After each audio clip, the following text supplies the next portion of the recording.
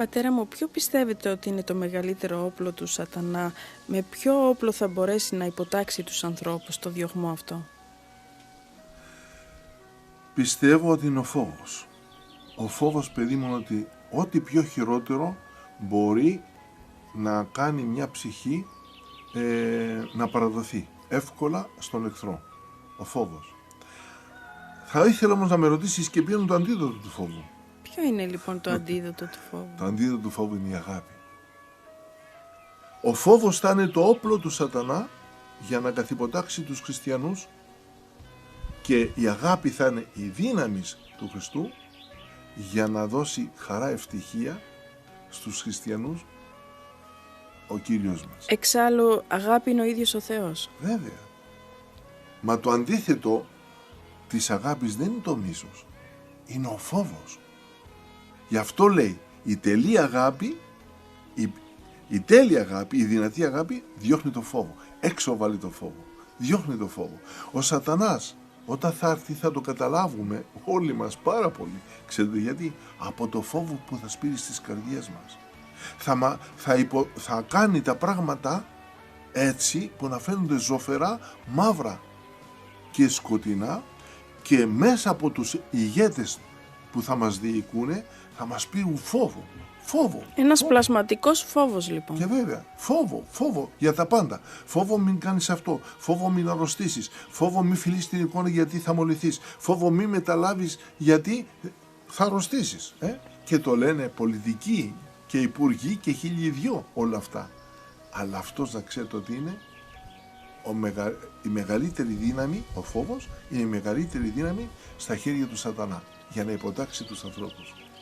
Εμείς όμως θα πρέπει να θυμόμαστε κάτι εμπειρικά. Όταν μέσα σε μια οικογένεια, που είναι η δομή της κοινωνίας μας, η πιο δυνατή δομή της κοινωνίας μας, όταν μέσα σε μια οικογένεια, ανάμεσα στον άντρα και στη γυναίκα, μπει ο φόβος, παραμένει η αγάπη? Όχι, δύσκολα, μπορεί και να διαλυθεί. Διαλύεται η σχέση. Παρόλη την αγάπη μπορεί να διαλυθεί η αγάπη. Βλέπεις ανθρώπους, παιδιά, να παντρεύονται με πολύ αγάπη και είναι ευτυχισμένοι. Και ξαφνικά για κάποιο ατόπιμα, για κάποιο πρόβλημα, ο ένας φοβάται τον άλλο. Από εκεί την ώρα τέλειωσε πλέον η αγάπη, τέλειωσε η χαρά, τέλειωσε η ευτυχία. Το καταλαβαίνετε? Όπου μπει ο φόβος, δεν θέλει ο ένας τον άλλο. Θα φτάσει στο σημείο ο σατανάς αυτό που επιθυμεί να γίνει. Θα φοβόμαστε ο ένας τον άλλο, να μην τον πλησιάσουμε, να μην τον μιλήσουμε, μην τύχει και κολλήσουμε, μην τύχει και αρρωστήσουμε. Όλα αυτά τι είναι? Τέχνη του σατανά. Αργότερα θα μας φοβίζει με άλλα πράγματα. Κάνεις το σταυρό σου φανερά, θα διώκεσαι. Φυλάς την εικόνα, θα διώκεσαι. Θα πηγαίνεις στην εκκλησία, θα διώκεσαι. Το καταλαβαίνεις? Μέσα από το φόβο μετά θα κάνουν τους ανθρώπους να αποφεύγουν τις πηγές της χαράς και της ευτυχίας και της σωτηρίας που είναι τα Άγια Μυστήρια, που είναι η Εκκλησία. Δεν θα ήθελα περισσότερα να σας πω σε αυτό, μόνο να θυμάστε ότι ο φόβος είναι το πιο δυνατό όπλο στα χέρια του σατανά για να υποτάξει μια χριστιανική ψυχή.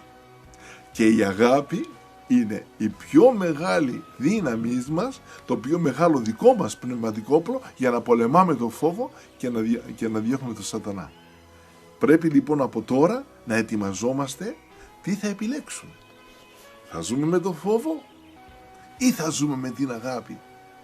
Η αγάπη επειδή είναι σαν τον ήλιο. Όταν βγαίνει ο ήλιος όλα τα σκοτάδια χάνονται. Όταν όμως φύγει ο ήλιος, τότε τι? Επικρατεί ο φόβος. Κλεινόμαστε στα σπίτια μας. Αυτό θα συμβεί και πνευματικά στις ψυχές μας. Εγώ σας εύχομαι να αφήσουμε όλη το φόβο πίσω και να εγκορποθούμε το φως της αλήθειας που είναι ο ίδιος μας ο Χριστός, το φως της αγάπης και να είμαστε άνθρωποι της αγάπης, του φωτός. Και τότε θα έχουμε και χαρά και ευτυχία και δεν θα μας φοβίζουν τα υπόλοιπα. Να δώσουμε λοιπόν στην καρδιά μας χώρο στην αγάπη που είναι ο Χριστός για να φύγει ο φόβος που είναι ο σατανάς. Να φοβάστε το φόβο. Μόνο αυτό το φόβο θα ήθελα να έχετε. Να φοβάστε το φόβο και να λατρεύετε την αγάπη και το φως. Θεός μαζί σας.